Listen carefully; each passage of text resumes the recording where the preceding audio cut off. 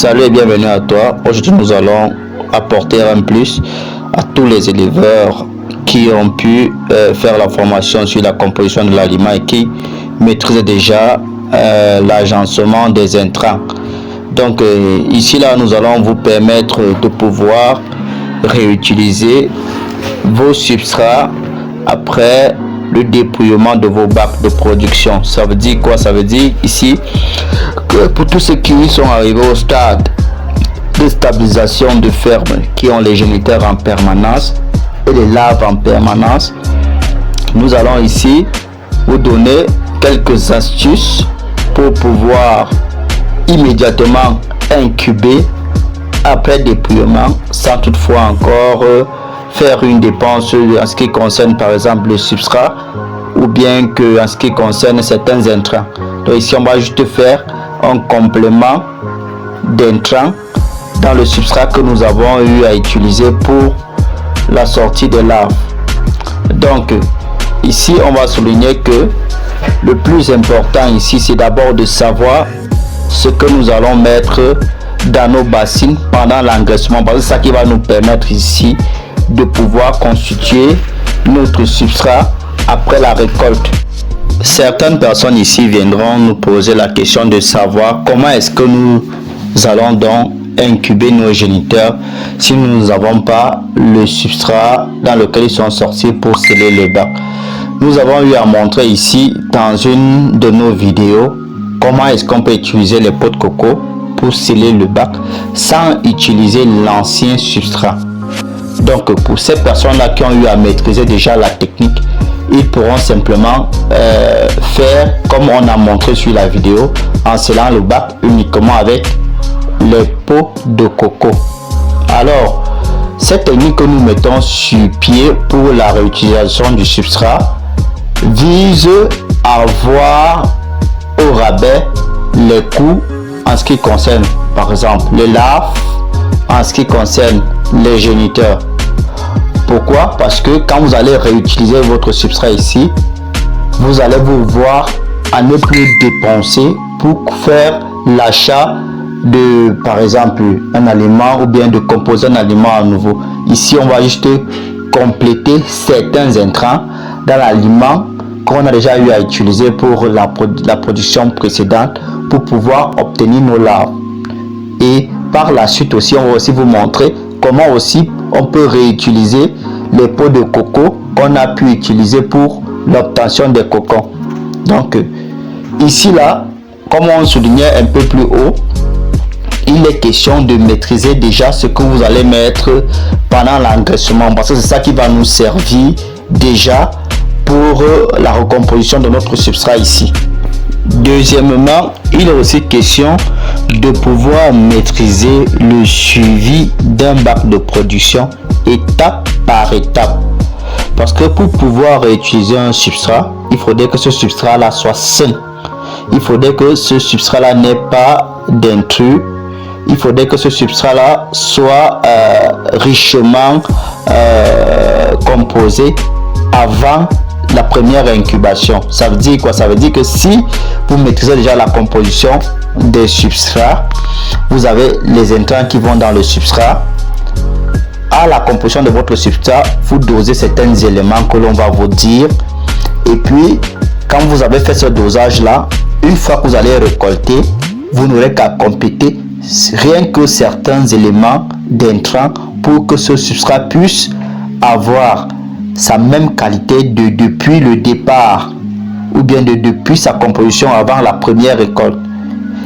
Et après avoir ajouté ces éléments dans votre bac de production, vous aurez simplement à replacer les pontoirs et à ajouter des éléments pour que les géniteurs puissent recommencer leur pondre. Donc pour tous ceux qui utilisent les géniteurs P3, c'est le moment idéal de tester vos géniteurs aussi avec ces anciens substrats là.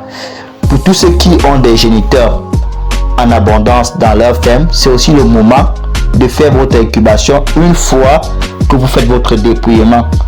Non seulement ça va vous faire gagner en temps, et ça va vous faire aussi revoir vos coûts de production. Et quand on dit de revoir vos coûts de production, ça va aussi vous faire vendre rapidement. Parce que si par exemple en faisant votre composition, vous étiez par exemple en matière de dépenses peut-être à 5 000 francs ayant les géniteurs, vous verrez que ici là, en matière de dépenses pour la composition, vous allez être peut-être à 1500 francs. Et là, en voulant vendre vos laves ou bien vos géniteurs, vous pourriez facilement faire le rabais aux acheteurs. Donc, la technique que nous voulons vous apprendre ici là, c'est pour que vous puissiez revoir vos prix de vente afin que les personnes qui n'ont pas la possibilité d'avoir de très grands moyens pour acheter les laves d'intrants pour la consommation puissent aussi s'en en procurer, parce que les prix sont un peu élevés parce que les intrants qu'on utilise pour faire les laves de consommation coûtent un peu cher. En termes d'intrants, ça prend beaucoup plus de ressources. Alors si vous avez la possibilité de faire un recyclage d'aliments, ça sera plus facile pour vous de faire un rabais sur la production des laves de consommation. Comme troisième conseil ici là, après avoir respecté étape par étape le suivi d'un bac, il est important de savoir ce que vous voulez faire du substrat que vous êtes en train de vouloir recycler. Est-ce que vous voulez produire les géniteurs avec les laves qui seront issues, ou alors est-ce que vous voulez produire les laves de consommation avec les laves qui seront issues? Dans le cas où ce sont les laves de consommation que vous voulez produire avec ce substrat recyclé, vous allez devoir ajouter des intrants qui vont souvent avec les substrats que vous composez pour les laves de consommation. Ce sont des intrants complémentaires qui ne vont pas vous coûter grand chose. C'est pour ça que je vous ai parlé que au lieu de dépenser un 5 000 comme vous aurez l'habitude de dépenser, ou bien un 6 000 francs, vous allez vous retrouver en train de dépenser 1 000 francs, 1 500 pour faire ce complément. Vous avez ici par exemple un exemple de substrat qu'on a recyclé. Voilà comment est-ce qu'il se présente au-dessus après le recyclage. Ça c'est un substrat recyclé. Voici encore un substrat que nous avons recyclé. On n'a pas encore ajouté les éléments de complément dans ces substrats-ci, mais voici comment ces éléments, voici comment ces substrats-là vont se présenter après le recyclage. Vous voyez ici que le substrat il est très propre. Vous voyez ici qu'il n'y a pas de mouche, il n'y a pas d'acariens, il n'y a pas d'éléments impurs qui interviennent ici. C'est comme si nous avons le substrat de départ. Bon, maintenant à ceci, nous allons maintenant compléter certains intrants en fonction des laves que nous voulons récolter par la suite. Donc ceci, il faut très bien noter. Pour ceux qui n'ont pas eu à connaître comment on fait le suivi d'un substrat, rapprochez-vous pour qu'on vous apprenne à faire le suivi d'un substrat. Parce que si il vous faudra réutiliser un substrat, il va falloir que pendant que vous êtes en train de faire grandir les laves à l'intérieur, vous respectez certaines clauses. Alors, quand on va terminer avec la récolte, quels sont les éléments? Ça c'est le quatrième point que vous devez avoir. Quels sont les éléments qu'on doit retirer du substrat? Quels sont les éléments qu'on doit retirer du substrat quand on va terminer avec la récolte? C'est très important de savoir ce que vous allez retirer de votre substrat avant de le réutiliser, parce que on ne va pas utiliser tous les éléments qui sont dans le substrat. Il y a des éléments qu'on va extraire pour pouvoir avoir certains éléments afin de pouvoir ajouter ce que nous avons expliqué pour que celui-ci puisse être un substrat ayant la même qualité alimentaire que le premier substrat que nous avons composé. Donc il va falloir connaître les éléments que nous devons retirer de notre ancien substrat pour que nous puissions le recomposer afin qu'il soit comme le substrat de départ, avec des éléments riches, avec des éléments qui pourront permettre aux laves ou bien aux nouvelles laves qui seront pondues de pouvoir évoluer aisément et d'avoir ainsi le même gabarit ou bien la même qualité en matière de goût, en matière de couleur, en matière de grosseur, en matière d'odeur que les précédentes. Donc il est très important de pouvoir maîtriser le suivi d'un substrat et de pouvoir savoir qu'est-ce qu'il faut enlever à ce substrat que l'on vient de dépouiller pour pouvoir le recomposer afin de pouvoir relancer une autre bande de production.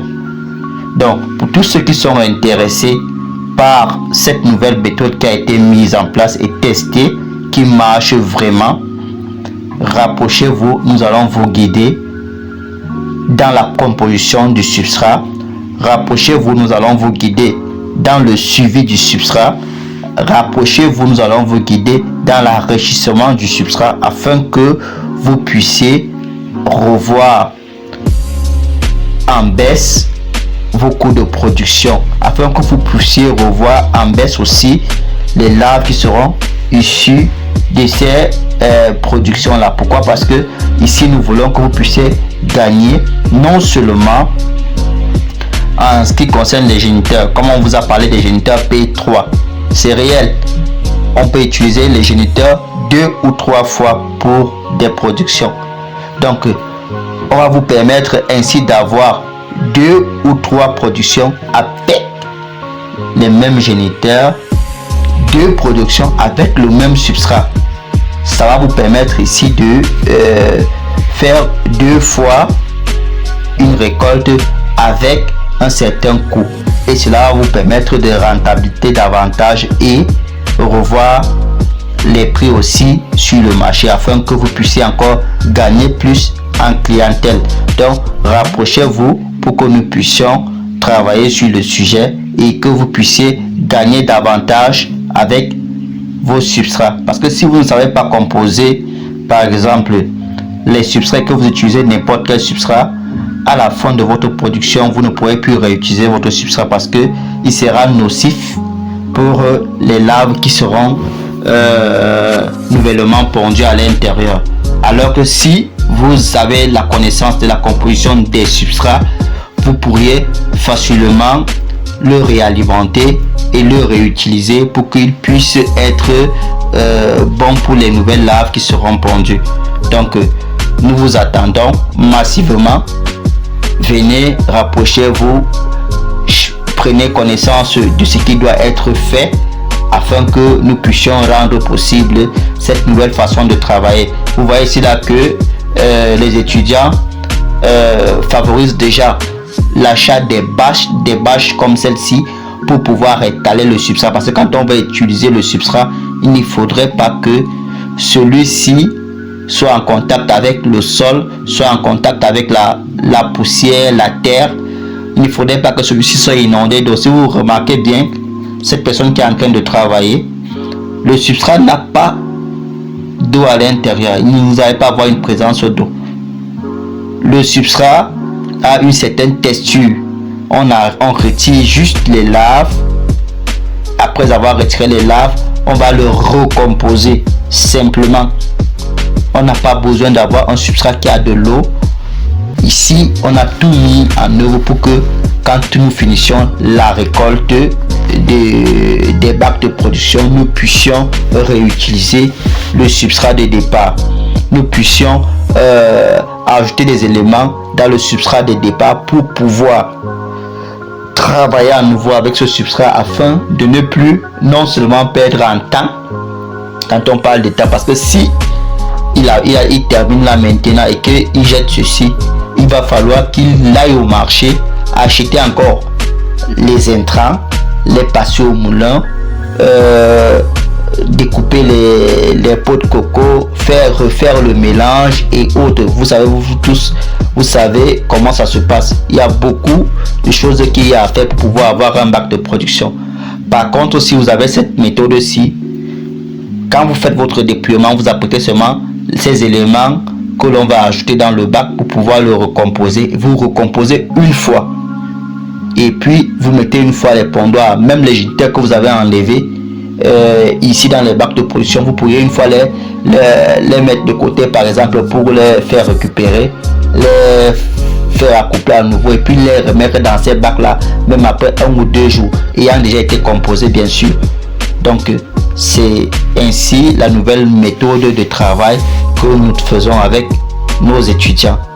ils ont la possibilité de recycler les substrats, ils ont la possibilité de composer les substrats, ils ont la possibilité de rentabiliser 2 ou 3 fois avec la même qualité de géniteur, ils ont la possibilité de rentabiliser 2 fois avec un même substrat. Donc pour tous ceux qui sont intéressés par la recomposition des substrats, pour tous ceux qui sont intéressés par l'utilisation des géniteurs P3, nous avons toujours en abondance. Donc si vous voulez passer la commande, vous passez la commande. Même en ce qui concerne les substrats qui sont déjà composés, nous avons des substrats, que ce soit pour les laves de consommation, que ce soit pour les laves de transformation, tout cela est vendu au sein de la Divine Entreprise. Ceux qui veulent apprendre comment est-ce qu'on compose un substrat, que ce soit pour les laves de consommation ou pour les laves de transformation, tout cela est vendu à la Divine Entreprise. Pour le suivi, rapprochez-vous. Pour le suivi, nous allons vous suivre afin que vous puissiez être aussi leader en ce qui concerne le domaine d'élevage d'hannetons. Parce que ici, avec nos étudiants, de plus en plus, nous voyons ceux qui sont en train de progresser, qui sont en train de faire leur vente parce qu'ils ne font que de la qualité. Le respect des règles d'hygiène, l'hygiène dans la production, les bacs qui sont propres. Nous n'avons pas de mélange avec les mousses soldats ni les asticots. Nous n'avons pas de mélange avec les acariens. En ce qui concerne la qualité des géniteurs, vous avez des géniteurs qui sont bien portants, costauds, résistants, qui ont une force. Alors, nous vous exhortons pour tous les nouveaux à la chaîne, abonnez-vous. Ceux qui sont anciens, n'hésitez pas de liker massivement les vidéos que nous partageons avec vous, car c'est ça qui nous encourage à créer davantage de contenus comme celui-ci. N'hésitez pas à liker, n'hésitez pas à partager partout où vous voyez nos contenus, nos affiches. Partagez massivement pour aider et encourager ceux qui n'ont pas d'emploi, ceux qui veulent se lancer dans un secteur d'activité. Aidez-les, encouragez-les avec des vidéos pour qu'ils puissent au moins commencer à produire, même si ce n'est pas à des fins de commercialisation. Au moins déjà s'ils maîtrisent déjà qu'ils peuvent produire des protéines pour leur famille, ceux-ci pourront se lancer et pouvoir produire ces protéines là pour leur famille ou à des fins de consommation, ou alors ceux-ci pourront lancer pour